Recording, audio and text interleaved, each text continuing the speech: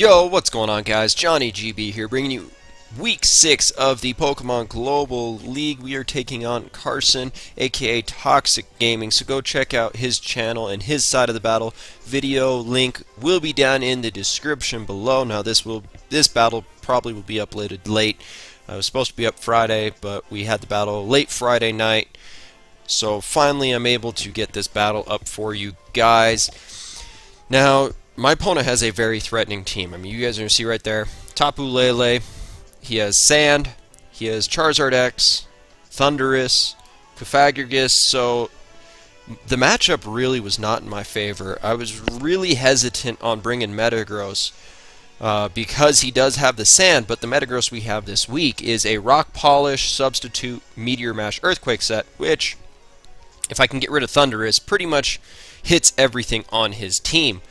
Now, the Rock Polish is there because I do outspeed Excadrill if I do get a Rock Polish up. If I can get a +1 attack raise, then I pretty much just sweep through his team. Now, looking at our Landorus, we are Choice Scarf Landorus. Now, I did make one mistake. I forgot my Uxie had Toxic, so Landorus still has Stealth Rocks on there. We have Assault Vested Primarina. That's pretty much to take a hit from the Thundurus and Tapu Lele. We have Rotom Heat, which actually matched up very well versus his team. Charty Berry, Rotom Heat for the Excadrill, pretty much to 1v1. Now, I know Mold Breaker is a possibility, but I'm really expecting the Sand just because it does a lot versus my team. Then we have our Uxie, which is Stealth Rock, Psychic, U-Turn Knockoff. So, a little bit of utility on Uxie this week. Knockoff mostly there to get rid of items on Pythagoras. Psychic was there because he did have one poison type that actually threatened me as well. And then finally we have Greninja, which is Gunk Shot, Water Shuriken for Excadrill, Dark Pulse, and I believe U-Turn, which I regret not having Ice Beam on it this game. I mean, would have hit Excadrill a little bit harder, and it would hit Thundurus. We're going to get right into the battle here, as I'm just going to lead with my Greninja, and he leads Thundurus, which honestly was not a very good start for me because I did not know what I could do with this now. I wasn't going to risk him potentially paralyzing me. I really don't need Greninja paralyzed, so pretty much brought it back, and I go out to top, which is the Landorus. Really expecting him just to go for a Thunderbolt or a Volt Switch here. Instead, he sets up a substitute, so now I'm really concerned because I have a potential nasty plot Thundurus on the opposite side of the field, which can wreck my team, essentially, and I do not want that. So, I go for the U-turn. I go to Greninja, expecting him to HP Ice, just trying to see how he's starting to play. And he does go for that HP Ice, which does very little to my Greninja. Now here, seeing as my Landorus outsped, he's not choice in any way. I mean, we knew he wasn't going to be choice once I saw the substitute, so I knew Greninja could outspeed it. The problem was I had no moves to OHKO it. Now, I did get the crit there on the U-turn, but it did not matter. U-turn does about 25%. Here he's going to go for the Thunderbolt. I could have gone to Landorus, but I did not want to risk that prediction. Rotom's a much better play for me, as I'm able to take hits. And here he's actually going to show the Fightium Z on his Thundurus. Not too sure what it was actually for on my team, but he's going to go for the all-out pummeling, which my Rotom will actually live. We were mostly physically defensive on this Rotom set, and we're able to tank it. Not very well, but we're able to tank it, as I'm going to go for the Overheat. It's not going to kill, but pretty much his Thundurus is in range. If I can get Stealth Rocks up, we'll die upon entry. So I'm just going to bring Rotom back, save it for later, because he does have the Excadrill I need to worry about. I'm just going to go to Uxie as he goes for the Focus Blast, and Uxie will eat Focus Blasts every day of the week.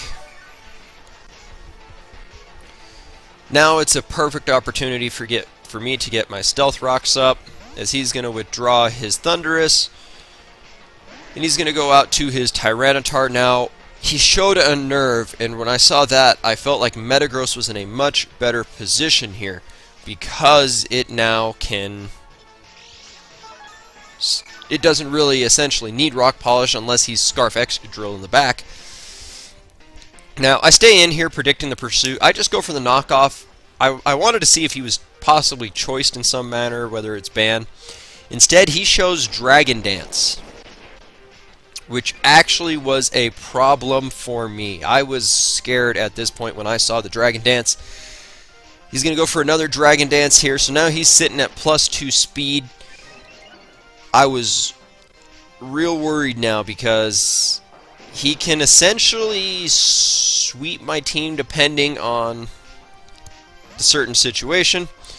I'm in a U-turn. I go out to Toph, 1 to get an attack drop, and 2 because I did outspeed. Even though Tyranitar was at +2 speed, Landorus still outsped it, and I'm going to go for the Earthquake there, and Landorus will be able to pick up a kill. So starting it off on the right note, take an early 6-5 lead with the Earthquake from Landorus, and his only immunity now dies to hit Stealth Rock. Here he goes to Cofagrigus, which can take Stealth Rocks. Not Stealth Rocks, which can take an Earthquake and potentially burn me. I was not going to risk that, so I'm just going to go out to Uxie. 1, I can knock off its item, and here he's going to go for the knockoff, potentially knocking off my Choice Scarf, but I did not allow that. Uxie pretty much at this point does not have a real purpose left in this game. I'm just going to click Toxic because I want this Cofagrigus to start getting whittled down so that either Metagross or Landorus can go in and clean up late in the game. You're going to see the Shadow Ball. It's going to do a decent amount to my Uxie. He's going to show off his Leftovers recovery, which is fine, because the Toxic now will start taking its toll on this Cofagrigus turn by turn. And I go for knockoff. I didn't want this thing getting Leftovers recovery and pretty much staying alive longer than it needs to be. And he's going to go for the Shadow Ball, which actually does not KO me. It actually brings me down to a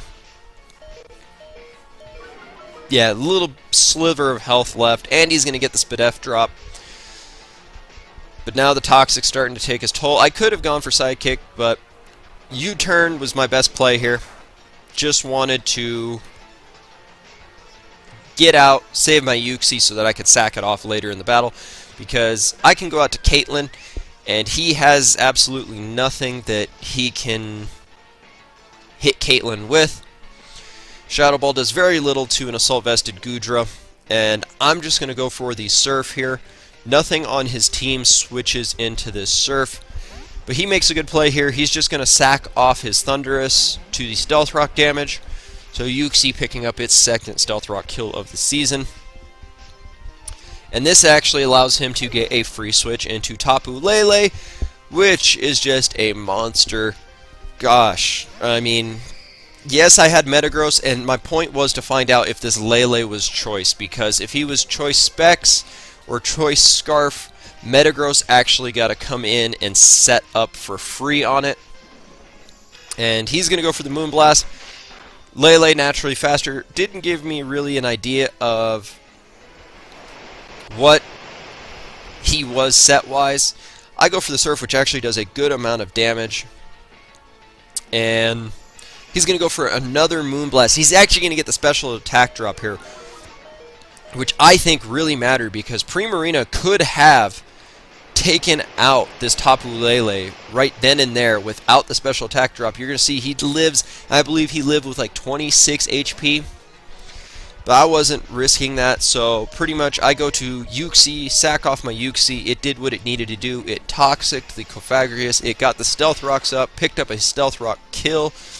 So Uxie now going to sacrifice itself so that Ultron can come in, and at this point,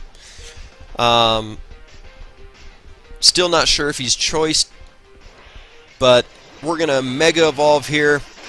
We have the Mega Metagross. Its third game of the season here. We're in week 6 and it's only been brought to half the games. He's going to go to the Moonblast. Shows me that he is choice scarfed. We're going to take that. Okay. He's going to get the special attack drop, but that's not going to matter because I do have only physical attacks this week. I set up the substitute. He's going to go for the Moonblast, break my sub, which is fine. All I wanted was to get a safe rock polish off, and that is what the substitute provided. I get the rock polish off, so now I outspeed all his choice scarfers, whether Excadrill's choice scarfed or not. I'm all set up and pretty much clicked Meteor Mash. I could have gone for the safer manner and gone for Earthquake, which probably should have been the right play. But I was a little greedy trying to get that attack raise. In comes Mr. McFeely, the Cofagrigus. Now, I was expecting him to take a hit and then Will-O-Wisp me. So I go for the sub here. I was not really going to let my Mega Metagross get burned. And you see there, he goes for the Will-O-Wisp. It fails. He takes toxic damage now. And I just go for Meteor Mash. Again, just trying to get that attack raise. He still has his Charizard X, and he's going to live, I believe it was on 2 HP is what I remember. And I'm going to lose the Tough Claws, which is fine at this point now because I just need Earthquake for the Charizard that is sitting in the back. Substitute's broken. Cofagrigus is going to die to Toxic, so Uxie did not really die in vain. It was able to take out that Cofagrigus, the Toxic coming through very clutch. And in comes Wheeler, the Charizard. He's going to take the 50% to Stealth Rocks. He's going to Mega Evolve into his Charizard X.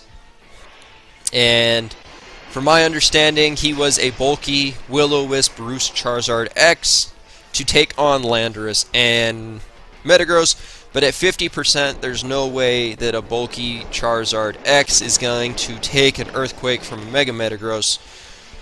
And that will pretty much be the game. Mega Metagross picking up 2 kills so far. And in comes Perfect 10. The Excadrill going to take the Stealth Rock damage just in case he possibly is Focus Sash. You're going to see the Mold Breaker there, which was probably brought for the Rotom Heat, honestly. And Mega Metagross will pick off the Excadrill as the Oregon Duckletts now move to 5-1. I'll explain about week 5 in the after this battle, but good game, Carson. The sand is honestly what I was scared about. I mean, that's why Mega Metagross had the rock polish set. It was mostly because Sand Drill really just did a number on my team. Especially with the right coverage, Sand Drill could have essentially swept me. So that's kind of the thought process behind that rock polish Metagross. But in all, it was a good game. His team is actually very threatening, and now we are 5-1, leading the division with a +19 differential now. And going off of what I was saying about week 5, as of right now, I believe it's a placeholder 3-0 forfeit win. Super Gassy, the commissioner, does have a week 10 in place in case we try to recreate, or not recreate, actually try to play that battle, as Sketchy and I were essentially just both busy. I did have a team ready. I believe he was at PAX, I was working, so it was almost zero chance to get the battle scheduled last week. But we're back with week 6 here. Only 3 weeks remain, and I'm very hyped up for the final match of the season. Hopefully me and J-Specs are still tied record-wise, so we can see who the #1 team from our conference is in that Week 9 matchup against the Hamden Hydreigons. But if you guys enjoyed this week's PGL battle, go ahead, leave a like on the video, comment your guys' support, and subscribe to the channel for more Pokemon Wi-Fi battling.